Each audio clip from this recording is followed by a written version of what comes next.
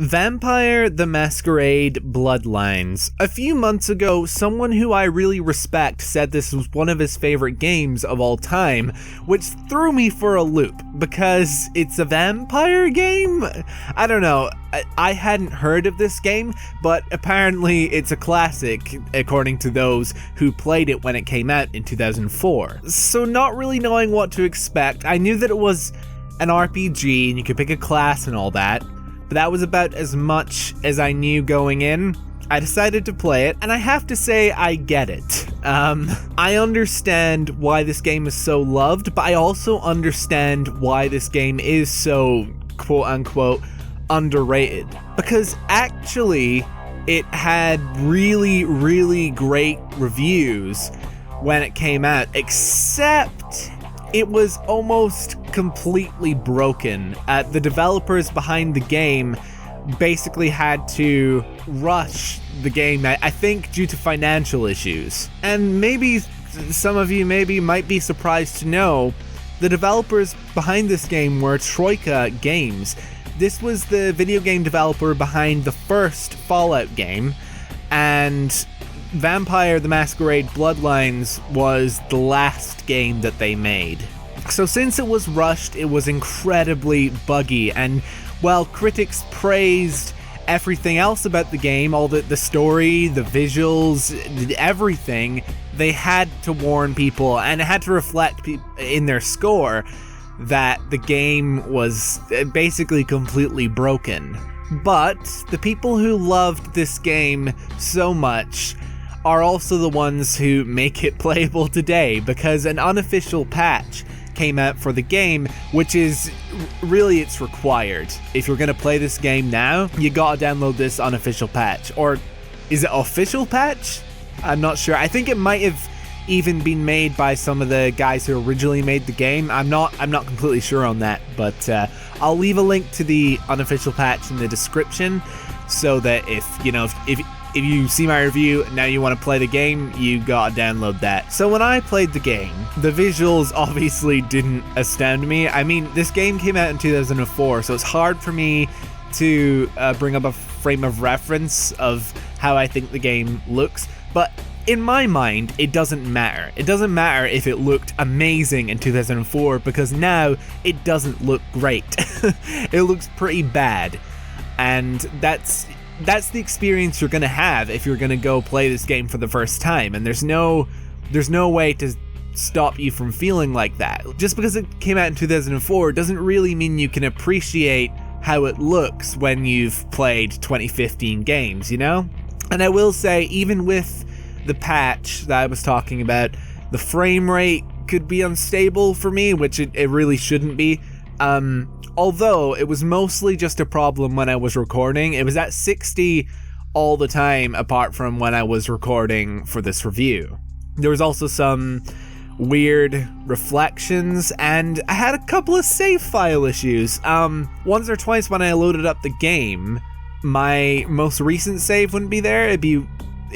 What would be listed as my most recent save was a save from a few hours ago in the game, and I thought I'd lost tons of progress. I left the game, went back in, and the save file was back, so it did scare me whenever I quit the game that I was gonna have to play a huge chunk of the game again. So there is still issues, just be warned about that, but for the most part, I had a good experience. It didn't really take away from my experience that much. What I can say about the visuals that is good is the actual character design is good. But I say that. There's repeated models of characters a lot. You see a lot of the same characters walking around, but all of the story-based characters are unique, at least from what I saw.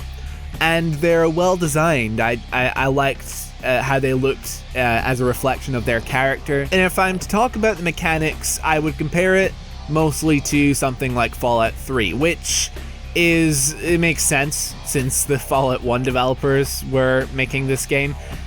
That said, it's not open world. It is maybe technically open world, but I don't really know what defines an open world game. Like, you can go between the different areas whenever you like. There's no restriction on that. But the story is linear, or at least linear depending on the choices you make. Just like a game like Fallout, or, you know, it's like if Fallout 3 met Mass Effect or something, or a BioWare game.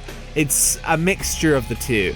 But there's tons of skills that you can invest in. I personally like being a persuasive type. I also like lockpicking and hacking and that kind of thing. I focus mostly on that rather than the combat stuff, and I honestly didn't have too much of a problem. The combat isn't that hard. Every so often I'd run into an issue, but then I would just put a few points into something in combat, and that was easy since later on in the game you earn more experience and it costs less experience to upgrade certain skills. And, you know, I liked that there wasn't a tedious lockpick or hacking game, although what I really loved was how the computers work. It felt like you were actually hacking into computer in the way that you had to do commands and stuff. I know that no computer actually works like that, or worked like that in 2004, but it was cool. You had to type out everything manually, and it felt really authentic. One aspect of the game that you would think would be kind of annoying is the blood mechanic. Basically, if your blood gets too low, and it's like mana, you use it to cast your abilities. And if it gets too low, your character might go into a frenzy just when they're walking around the street.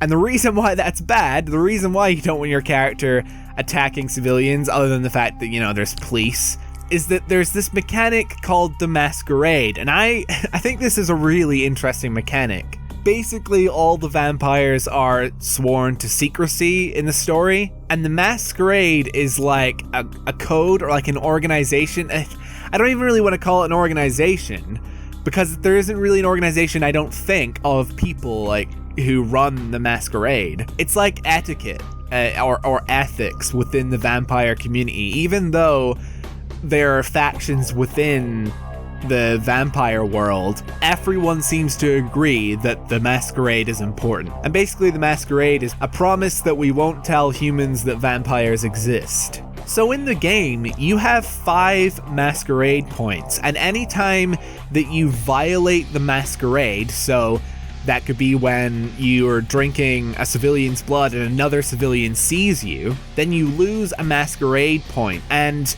I never really got to the point. I think I lost 1 Masquerade point throughout the game, and that was because of a story objective. But I think the lower your Masquerade points go, people start coming after you, or vampires, like hunter people, I'm not sure. But I do know that if you run out of Masquerade points, it's over. The game is over. It's pretty bold, and you know, I like that. I like that there's kind of this importance placed on the Masquerade that you feel kind of scared of it. Like, as a player, I was like, oh god, I don't want to violate the Masquerade. There's a reason why I don't want to suck civilians' blood. So that's why you don't want to go into a frenzy by having low blood. So you have to keep your blood topped up by drinking civilians' blood, like down a dark alleyway. And you would think it would get a bit tedious, and sometimes it does, especially when you're in an area where there's no one to drink blood from.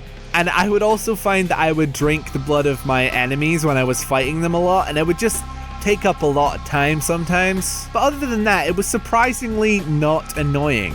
The blood mechanic was pretty good, I thought.